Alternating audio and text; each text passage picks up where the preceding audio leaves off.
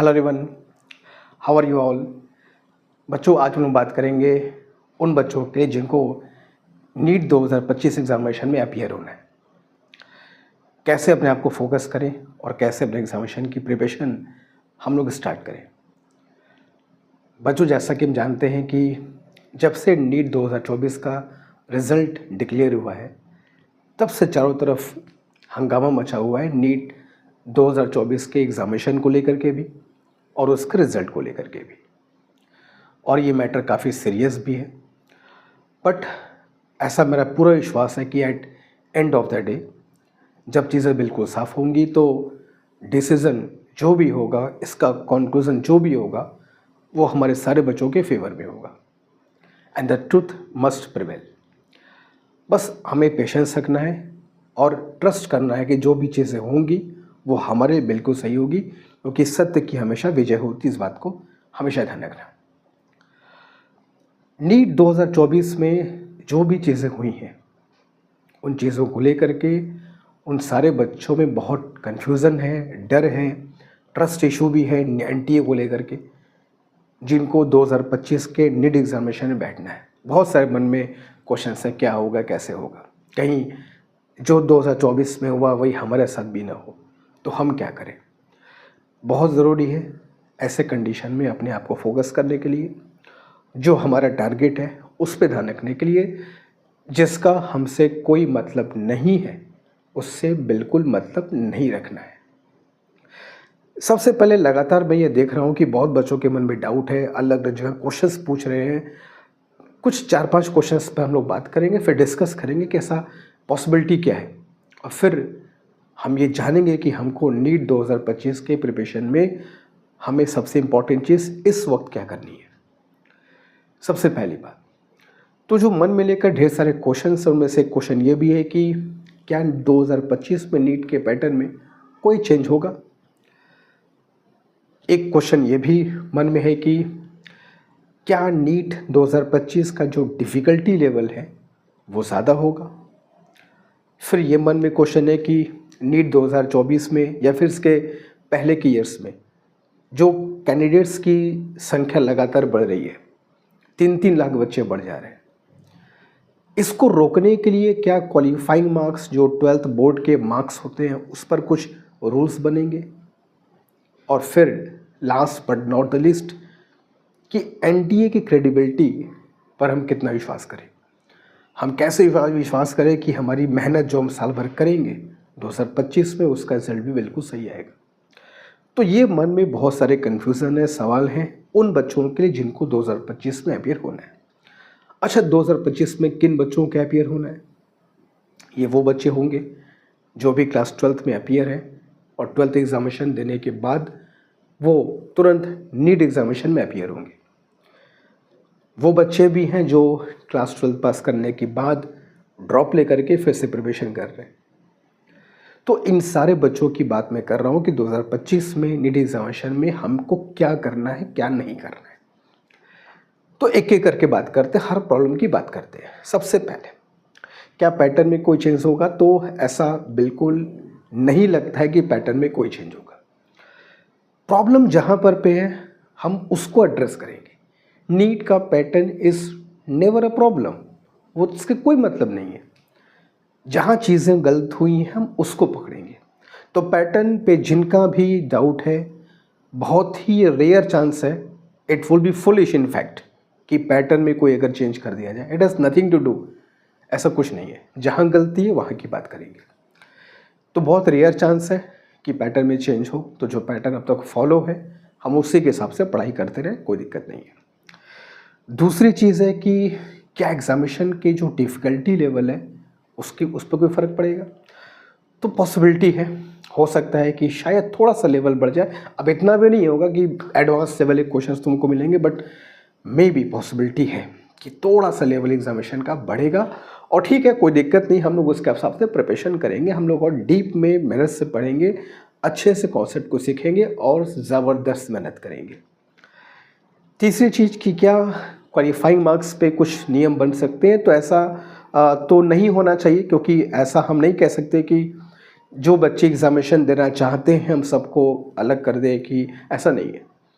जो एग्ज़ामिनेशन देना चाहते हैं, जिनका मन है वो सब एग्ज़ामिनेशन दें। तो क्वालिफाइंग मार्क्स या बोर्ड एग्ज़ामिनेशन के मार्क्स पे कोई रूल बने ऐसा दिखता तो नहीं है, क्योंकि सबके राइट है, सबको एग्ज़ाम देने का राइट है, तो ऐसा कोई ख़ास रूल बनता दिखाई नहीं देता है। चौथी चीज़ जो बहुत ज़्यादा परेशान कर रही है वो है एनटीए की क्रेडिबिलिटी। एग्ज़ामिनेशन फिर से वैसे ही होगा, फिर से समस्याएँ आएंगी, कैसे होगा।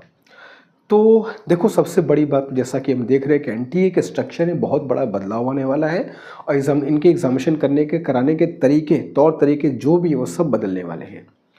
तो ट्रस्ट इशू है, इसमें कोई शंका नहीं है। But last what we can do, हम कर क्या सकते हैं? वी कैन ट्रस्ट, हम विश्वास कर सकते हैं अपनी गवर्नमेंट पे, अपने सिस्टम पर कि जो भी होगा वो स्टूडेंट्स के अच्छे के लिए होगा। एटलीस्ट हम इतना तो कर सकते हैं कि इतने जो कह सकते हो कि एनटीए की जो क्रेडिबिलिटी पर हिट किया गया है, वो अगर इस बात को समझ रहे होंगे तो थोड़ा सा भी रिस्क वो नहीं लेंगे। एग्जामिनेशन बहुत तगड़ा होगा, बहुत पाक साफ होगा एंड एवरी चांस कि हम लोग ट्रस्ट कर सकते हैं कि examination will be quite fair.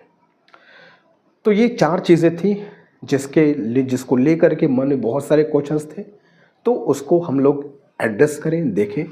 और सबसे बड़ी बात, एक बात क्या है पता है, जितने भी 2024 और 2025 एग्जामिनेशन बैठने वाले बच्चे हैं, मैं सबसे कहूँगा क्या 2024 के रिजल्ट में जो भी हो रहा है, एग्जामिनेशन में जो भी चीज़ें हुई हैं, लेट इट बी। नीट 2024 में जो भी हुआ है उसके बारे में हम हर चीज़ जानना बंद करें। जो हमसे जुड़ी न्यूज़ है, अपडेट है, वो हम रखें।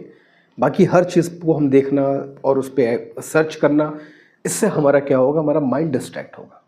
तो जो बच्चे भी सीरियसली प्रिपरेशन कर रहे हैं 2025 के लिए, वो कोशिश करें कि हर न्यूज़ को देखना बंद कर दें। जो तुमसे रिलेटेड होगा वो मैं खुद तुमको बताऊंगा कि ये चीज़ तुम्हारे लिए है, इसके हिसाब से प्रिपरेशन करो। नहीं तो फिर डिस्ट्रैक्ट होते चलोगे और जो तुम्हारा मेन काम है तुम्हारी पढ़ाई, उस पर तुम्हारा फोकस कम हो जाएगा। तो मेक श्योर कि we have nothing to do with all the things. जो काम की है उस पर बात करेंगे और उसके हिसाब से अपनी प्रिपरेशन में जो भी चेंज करना होगा हम करेंगे, देखा जाएगा। दूसरी बात कि अगर मान लो कुछ भी चेंजेस होते हैं, अगर किसी भी तरीके से किसी भी लेवल पर कोई चेंजेस होते हैं, तो हम लोग उसके लिए एक प्रॉपर स्ट्रेटजी बनाएंगे कि चलो ठीक है, ऐसे प्रिपरेशन किया जाए। लेकिन जब पढ़ाई ही नहीं होगी तो स्ट्रेटजी बनाकर क्या करेंगे? हमने सब स्ट्रेटजी बना ली, सब कुछ कर लिया, मगर पढ़ाई नहीं हो पाई, क्या ही फ़ायदा उसका? तो पढ़ाई बहुत ज़रूर, जैसे पढ़ते थे वैसे ही पढ़ना है। पढ़ाई भी व्हाटएवर, चाहे एग्जामिनेशन का पैटर्न बदले, डिफ़िकल्टी लेवल बदले, एग्जामिनेशन दुनिया में कोई भी कराए, क्या हमारे पढ़ने पर कोई फ़र्क पड़ना चाहिए? हमको तो और मेहनत से पढ़ना चाहिए। तो रणनीति, स्ट्रेटजी आगे की बात है, जब चीज़ें क्लियर होंगी तब की बात है, मगर अभी तो सिर्फ पढ़ाई पर ध्यान देना है। वो समय गया तो कितना बुरा हो जाएगा फिर। तो कोशिश करो कि रणनीति देखा जाएगा, अभी पहले जो हम पढ़ाई कर रहे हैं उसको अच्छे से करते चलें। हाँ, इस बात का ध्यान जरूर रखना कि जब भी पढ़ाई करना, हो सकता है कि डिफ़िकल्टी लेवल पहले से थोड़ा सा बढ़ जाए, तो टॉपिक्स को, कॉन्सेप्ट्स को थोड़ा डीप में जाकर पढ़ने की कोशिश करना, 2 स्टेप और जाके पढ़ने की कोशिश करना, क्वेश्चंस को ढेर सारा सॉल्व करना, थोड़ा जमकर मेहनत करना, ताकि अगर कुछ ऐसी चीज़ें हों तो हम उसके लिए प्रोएक्टिव रहें। हमेशा मैं कहता हूँ कि चीज़ों को देख करके प्रोएक्टिव बनो। ठीक है, तुरंत रिस्पॉन्स नहीं कर, देख लो क्या पॉसिबिलिटी हो सकती है, देन प्रिपेयर हो जाओ। अब नीट 2024 में क्या हुआ, उसका क्या हमारे ऊपर इफेक्ट पड़ेगा, उससे 2025 के एग्जामिनेशन पर क्या फ़र्क पड़ेगा, इन सब चीज़ों पर माथा खपाने से अच्छा है कि फिज़िक्स के किसी टॉपिक को समझने माथा खपाओ, केमिस्ट्री के किसी एक चैप्टर को समझने में, कॉन्सेप्ट में माथा खपाओ, बायो पढ़ने में टाइम वेस्ट करो, तो वो हमारे ज़्यादा काम आएगा। तो ओवरऑल जो मुझको तुमको कन्वे करना है मैसेज उन सारे बच्चों के लिए जिनको 2025 में एग्जामिनेशन में अपीयर होना है, उन सब के लिए एक मैसेज है कि हमें सिर्फ उतना ही ध्यान रखना है जिसका हमसे कनेक्शन है। 2024 में जो भी चीज़ें हो रही हैं, जो भी लोग उनसे जुड़े हैं, वो लोग अपना काम कर रहे हैं, हम लोग भी उनके साथ हैं, कोशिश कर रहे हैं किसी के साथ इनजस्टिस ना हो, बच्चों के साथ इनजस्टिस ना हो, उसके लिए हम लोग कोशिश कर रहे हैं, अलग अलग प्लेटफॉर्म पे वॉइस रेज कर रहे हैं। I will do it till the end of the time really. But तुम लोगों को इससे अगर कोई कनेक्शन नहीं है तो फोकस करो अपने स्टडी पर। तुम्हारे साथ कोई दिक्कत होगी, तुम्हारे साथ भी खड़े होंगे हम लोग, लेकिन पहले पढ़ाई तो ज़रूरी है। पढ़ाई नहीं करेंगे, मार्क्स नहीं आएगा, रैंक नहीं आएगा, तो किस बेसिस पर हम लड़ाई करेंगे? हम लड़ उन्हीं बच्चों को दे रहे हैं जिनके मार्क्स अच्छे आए, रैंक खराब आ गए। तो कुछ लड़ने के लिए होना चाहिए ना। तो कोशिश करो माइंड को डिस्ट्रैक्ट ना होने दो, फालतू की चीज़ों पर ध्यान नहीं लगाना है, और कोशिश करना है कि इस बात को हमेशा यहाँ बैठाना है कि वॉट एवर कुछ भी हो, हमें पढ़ाई तो करनी ही होगी, अच्छे से पढ़ाई करनी होगी, और थोड़ा सा एक स्टेप अपने लेवल को बढ़ाना होगा, तब हमारा काम बनेगा। बाकी कोई भी दिक्कत होगी हम लोग हमेशा उसके लिए हैं। और जो भी नीट 2025 या मेंस 2025 में अपियरल बच्चे हैं, उन सब के लिए फिजिक्स की क्लास बहुत जल्दी शुरू होने वाली है, बस कुछ दिनों की बात है। तब तक प्रिपरेशन करते रहो, पढ़ते रहो। कभी मन में कोई डाउट है, comment box is yours, questions put up करो, will answer that. Thank you so much.